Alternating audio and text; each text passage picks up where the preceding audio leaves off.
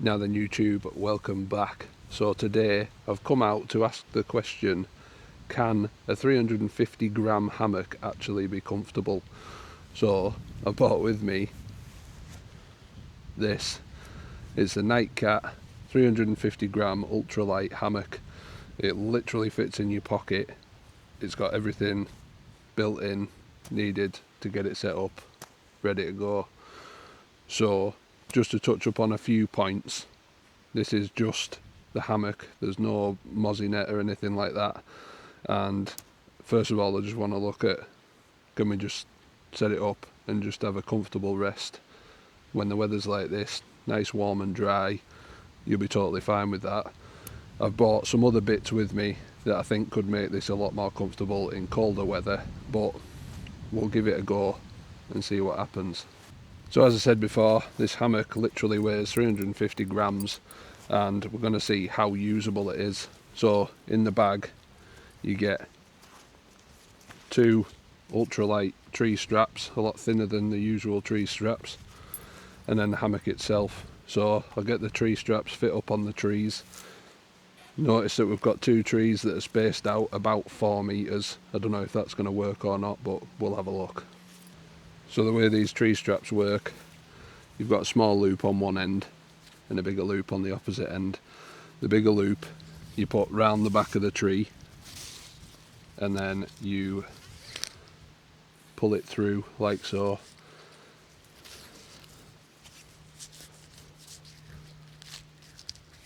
And we're going to hang that at about eye level. So when we're fitting up to the opposite tree, again, you want to match the height, because the ground might not be even. So the base of this tree is a bit higher than the other one, so this one's going to be just below eye level, and you want your knot or your lark's foot where you've looped it through to be in the centre of the tree towards the other one. So this hammock has a pretty cool system. It's a double D loop. So I'll attach that and then I'll show you how it works. Pull the strap straight through both. Then you want to pick the first D-ring up over the top of that and back through the first one, and then that's solid. Then you adjust the tension accordingly. So for such a lightweight hammock, it's really strong. It's made out of something called Dyneema, which is like a really strong ripstop ultralight, just like a really clever material. So one thing to note, as I said before, when you're sleeping in hammocks, if you're going to spend all night in it, so your sleeping bag would become compressed underneath you and it'd make you cold during the night, basically, because that wind that's moving underneath the hammock is obviously going to cool down the areas that are touching and hard up against the tight surface. But just for chilling in days like today, really comfortable, really spacious, doesn't really cinch in too much around you, and you can just really just chill. It's nice.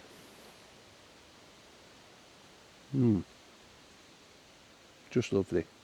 So if you've spent much time watching the Lake District Outdoors channel, you'll know that I use the DD hammocks quite a lot, and they are really good hammocks, but nowhere near as quick and easy to set up as this. There's obviously no mosquito nets, so on a night like, or a day like today, you would find it pretty decent, to be fair, just because like you're not really going to get attacked by midges and all the rest of it because of that breeze. Just while we're on the topic of midges, this design of hammock wouldn't really be great for that reason in summer months. If the wind suddenly drops off and then all the bugs come out, then you're going to have problems. Some people don't mind it. Midges are just attracted to some people, and yeah, it can make for an uncomfortable night's sleep. So what you could do is have your sleeping bag or quilt over the top of you, whatever you use, and then you could have a midge net over your head. That'd be totally fine. If you didn't fancy that, I would probably say this hammock would be great for winter sleeping. And I'll put a clip in from a couple of nights ago where Byron tested just having a sit in it and put his thoughts in, so I'll put that in now. Pocket? Yeah. Let it come in. Yeah, I mean, I would use this in winter, as daft as it sounds, with a cocoon. Yeah. Oh yeah, that'd be ideal actually, wouldn't it? With no mesh. Because the cocoon pack down being quite big, like sleeping bag size, the fact that this is tiny, you can reduce your pack size massively and your weight. The only thing the cocoon doesn't do is there's no wet load bearing, whereas this is ideal for load bearing. I mean, it's cold with a breeze under it. Yeah. So you definitely need an under blanket. Yeah. Should have bought the cocoon. Should have brought the cocoon. Would you took it off for the cocoon? Yeah, it would. Yeah. Just to try though. Decent. Plus, with no midge in it. It looks big as well. It's quite wide. I'm not getting two in it. No. But 1 meter's nailed on. What use now? Oh yeah. Seems pretty. Yeah. Definitely sleeping here. Yeah, for sure. So the hammock at first feels kind of weird when you feel it, and that's the whole point. It's almost translucent, so it's really thin material, but it's extremely stretchy, and you know, it's got that 4-way stretch, so it's like really comfortable, and it kind of makes, with the thin tree straps, it kind of makes the whole thing feel like you've got suspension, so it makes it like a really comfortable fit, as opposed to the whoopee slings that I use on my other hammock. It makes everything really rigid and there's not much give in it. So the distance between these two trees is about 4 paces, so I'm assuming around 4 meters, and there is a little bit, as you can see on each of the straps, there's a little bit of give there, so you could probably push out to maybe 4.5, 5 meters and still have a bit of adjustability within the hammock, which is really good. Also, you've got adjustment all the way up to the trees, so I would say you could go as tight in as 2.5 meters or so, and that would still give you a comfortable night's kip.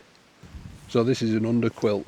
So if you've never done hammocking before, as I was explaining before, the underside of the hammock, where your back is all night, you're going to really get cold if you don't have an underquilt. And basically all an underquilt does is just provide a layer of insulation. It creates an air gap which warms up through your body heat, and that air gap will sit with you all night and keep you nice and toasty in colder weather. And that's why I think this hammock would be more suited for winter use, unless you're just not bothered about bugs. I don't know if this is going to fit, but we'll find out together. So the one tigress underquilt is literally just got 2 bungee cords on either end and a small carabiner. It's not supporting your weight, it's just literally sitting under the hammock and basically just creating that barrier, and by the looks of that it fits really well. So straight away you notice a difference when lying in the hammock when it's got an underquilt on it. You can see that underquilt is creating a barrier from the elements outside, and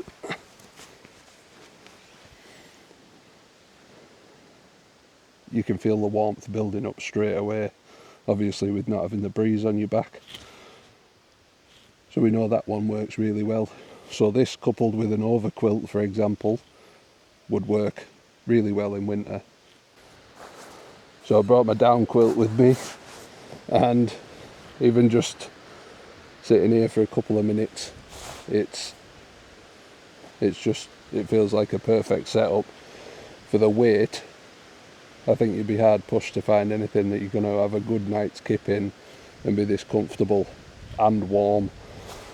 So this is just a relatively cheap quilt on the market. It's the Flames Creed, and obviously the one tigress underquilt and then the Night Cat Ultralight Hammock.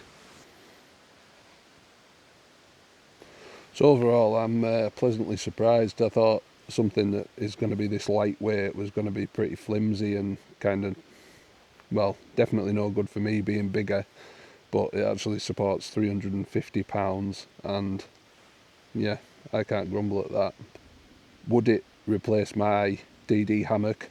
Probably not, but in the right scenario, absolutely. My DD hammock has been great through summer, winter, and everything. It's kind of an all-rounder. It's your 4x4 hammock, but this one has definitely got its place, and that is lightweight, usability and ease of setup. Would you throw this in your backpack for long hikes in the Lake District? Absolutely.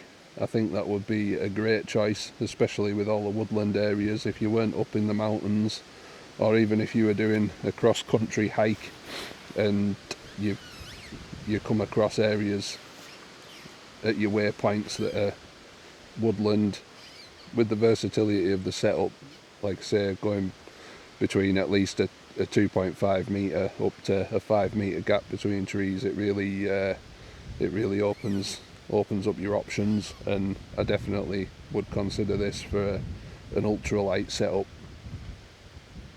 regardless of the weather. Coupled with a small midgie net over your head, I can't see you having any problems with this any time of the year.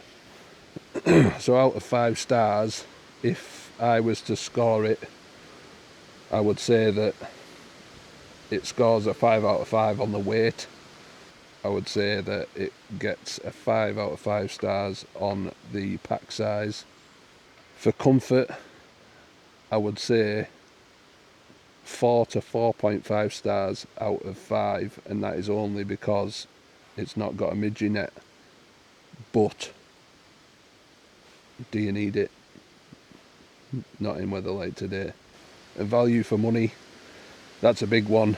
I would again score it 5 out of 5 stars, purely because as soon as you title something ultralight, and it actually is ultralight, 350 grams, that is like, weighs the same as a can of Coke. Anything that's that lightweight usually comes with a fair hefty price tag. You look at your Z-Packs, I think it's Z-Packs, whatever they're called, all these like ultralight brands that use the Cuban Dyneema, like crazy money. You're talking, if this was made by one of those brands that do the super ultralight gear, you'd be paying 250 quid for this all day long. So somewhere between 45 and say 70 quid, absolutely bang on the price point. It's perfect.